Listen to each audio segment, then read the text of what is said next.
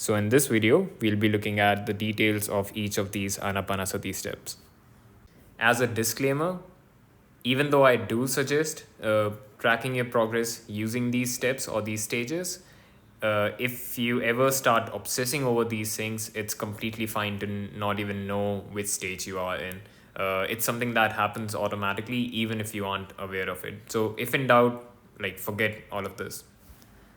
Also, in case you want to know which stage you are in at any point and it's becoming hard to figure that out, the only thing that you need to really do is just become aware of the fact of whether you are breathing, and if you are, which you should be, how do you know that you're breathing? Which sensation lets you know that you're breathing, and which location is that sensation happening in?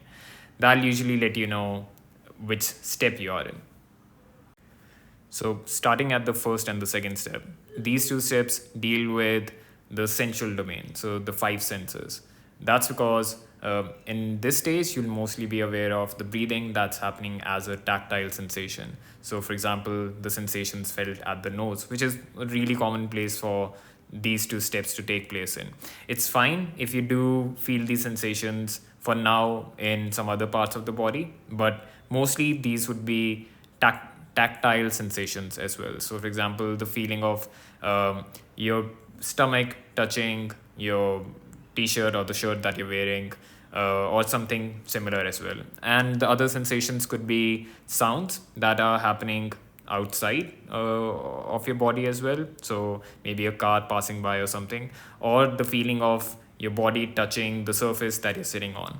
So yeah, that's a good indicator of being in these first two steps. During the first step, you mostly also have thoughts about the stuff that was happening a few hours ago, or stuff that you need to do in your daily life. So, for example, something related to work or getting new groceries or something. So that's normal as well. Now, once you start becoming calmer by being aware of this breathing that's happening, let's say around the nose or wherever you feel it, that breathing will start to become calmer or far more subtler. And that's the entry into step two.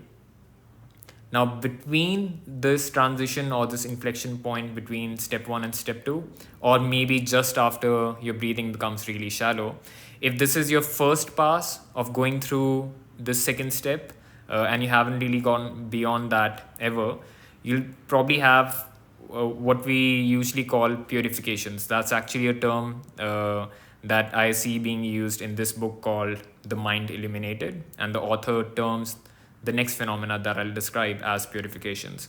And that's any of these past obsessions, these deeply held traumas that you have in your subconscious, that sort of starts appearing in your mind during these stages. A good model for explaining, even though it's not exactly what's probably happening, is that your mindfulness has led to your subconscious being, maybe so activated or something that it starts getting out this deeply held trauma, anything that you hid away in your subconscious out into your aware or your conscious mind as well. So yeah, that's pretty normal. Usually these traumatic themes or these traumatic mental images and thoughts have some emotional charge associated with them as well, and that's why we call these purifications. And this is completely normal. If you sort of lose your mindfulness while this is happening and you start clinging to these thoughts and start getting distracted by them, that's normal. And it's just a stage that you just need to get through for the first time, for the first few days or so. And the more frequently you meditate, the quicker you'll get through this. Now, what you need to do during these steps is let these thoughts come, and sort of let these thoughts be there as long as they want to, and let them go. Don't really try and fight them. Don't really try and stop them per se. Just sort of start becoming equanimous or dispassionate towards them. If it's a deeply held trauma, sort of try and forgive yourself or whoever you need to during these stages, and it'll happen on its own. So in a way, it's almost like a self-inflicted therapy. And the benefit of this is once you have gone through these sort of purifications, you'll notice that even in your daily life, you don't really obsess or feel necessarily repulsed by these thoughts, these past thoughts as well. So yeah, it's a real confidence booster along this meditation journey as well, that it really works, and this is just the start of it.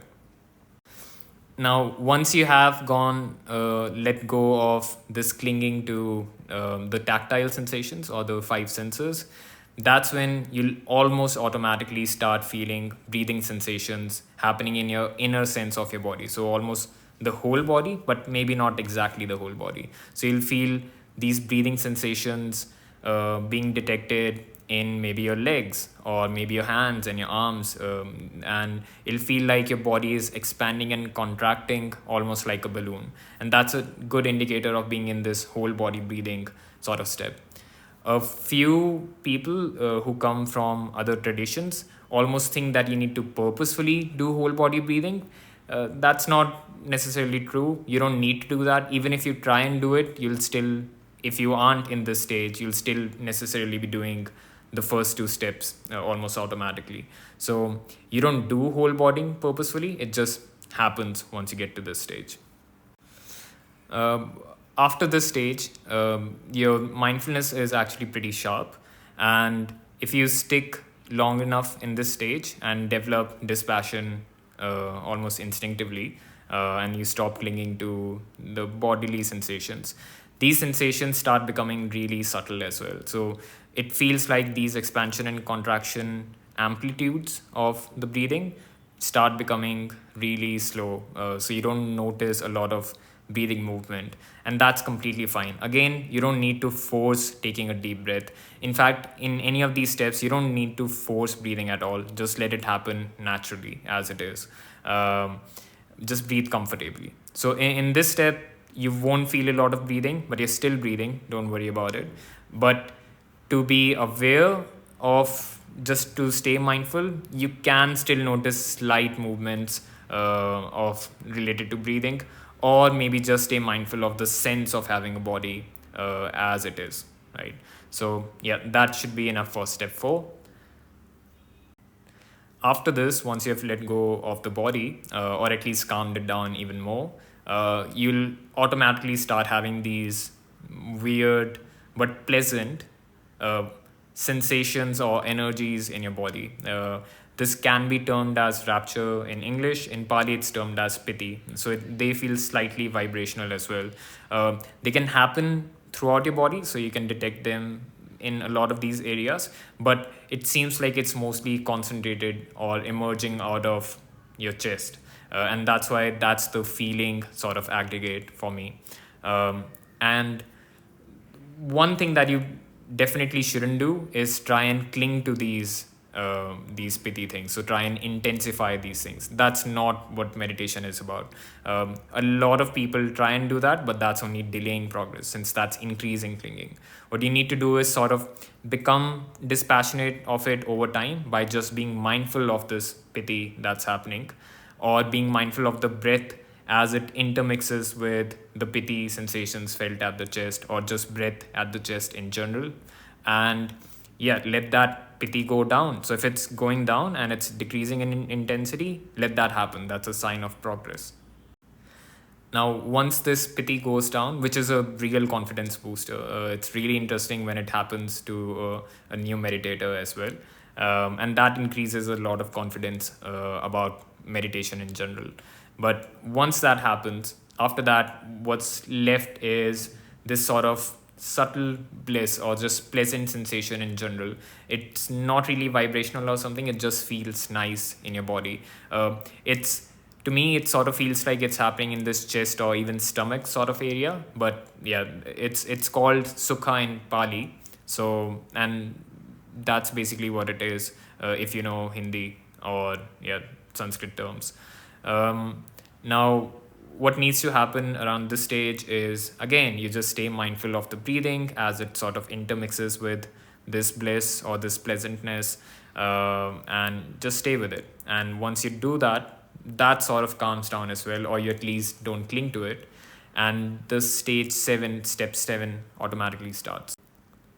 Now, step 7 is pretty weird for a few folks. They think that they have started regressing when they haven't. During this time, you'll start noticing an increase in mental images or thoughts, which some people who think that thoughts are evil and they shouldn't happen in a meditation setting, think that they have regressed. When what's actually happening is you have let go of these grosser forms of aggregates, so feelings or the bodily sensations, and now you're dealing with the subtler kinds, so thought, for example, or perception, basically. And when that's happening, you'll automatically notice that you're clinging to these things now, since there is nothing else to cling to. When this happens, just stay mindful of these thoughts or these perceptions as you have done for other phenomena, and usually you'll start calming them down, start calming the clinging to them. It's fine if they happen in the background, that's not an issue. You just won't be clinging to them. So that's all that you need to do. Around this stage, you'll actually feel the breathing sort of happen around your forehead area. That's the area that's associated with these perceptions, mental images. The verbal sort of thinking, the self-talk, is usually around the jaw area. So you might feel that around there as well, which is completely fine. All you really need to do is sort of be aware of the breathing that's happening there, and you'll automatically move through these stages once you have sort of become enough dispassionate. Now, once the clinging to the verbal self-talk and these mental images has gone down, that's when you enter the third step, the third tetrad, which is contemplation of the mind. I like to translate mind as attention or the sense of observer as well, to a certain extent. And you'll mostly be mindful of your head space or your head area in general during these next 4 steps. The mind or basically the attention sort of feels like an arrow to me. So when it falls in an object or a phenomena, that becomes the head of the arrow. So the object that is being observed. And the base of that arrow is the subject, the sense of being an observer, you inside your head. And that's basically the stuff that you're dealing with in this area. So one of the first locations that you'll notice is just above your nose, like the base of your nose, between your eyes. That's one place where the sense of observer or base of attention starts from for a lot of people. And it's termed as the aggregate of consciousness, but I think it's a better definition or better translation would be attention in this case. So in this case, the breathing part feels like it's happening again at the nose, but it's not. It's happening at this base of attention that just happens to be slightly above the nose. But the breathing feels almost perpendicular, as if it's happening like perpendicular to your face, not up and down as in the first tetrad, the first step, but rather perpendicular to it. So that's a good way to know that you're in this 9th sort of step. But this 9th step has a few other locations as well. So it's not just one location. You'll also start noticing after this that you feel breathing happening around your ears weirdly. So it's sort of the back of the head sort of a thing. And once that has calmed down, after a few of these weird locations around the head, the final location is just in the center of your head. So center from the height point of view and from sort of this width point of view as well. So just under your eyes or just behind your eyes. And that's the final sort of thing that you need to be mindful of. You'll sort of feel breathing there, or maybe not. Either way, it's the same thing that you need to be mindful of. And when you start becoming mindful of it, usually after some time, you'll start having those similar piti sort of sensations, vibrational sensations here. That's related to step 10, gladdening the mind. And you'll also notice that the brightness sort of starts going up in your mind, or when you have your eyes closed. That's natural. That's related to this step as well. Again, all you need to do is let go of this sense of being this base of attention as well, just by being mindful of it.